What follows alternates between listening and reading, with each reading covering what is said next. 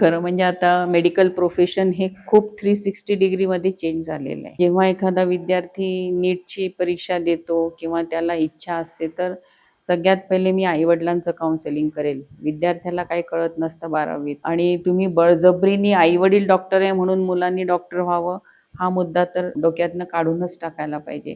त्याचं त्याला स्वातंत्र्य दिलं पाहिजे आणि त्याची ॲप्टिट्यूड काय, ॲटिट्यूड काय ते सगळं बघून त्याला कोर्स दिला गेला पाहिजे. आणि विद्यार्थी जेव्हा मेडिकल कॉलेजमध्ये प्रवेश घेतात, तेव्हा आमच्याकडे आता NMCनी नवीन विषय चालू केला एथिक्स. तर हे एथिकल बॅकग्राऊंड आणि लीगल हे 2 नवीन विषय सुरू झाल्यामुळे त्या विद्यार्थ्यांना फर्स्ट इयरपासूनच हे सगळे विषय शिकवल्या जातात.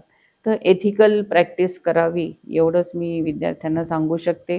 कारण की शेवटी देव चांगल्याला चांगलं बक्षीस देतो. पण वेळ लागतो त्याला. पण मग असं अनएथिकल किंवा हे करून पैसा मिळवून तो फारसा काळ टिकत नाही.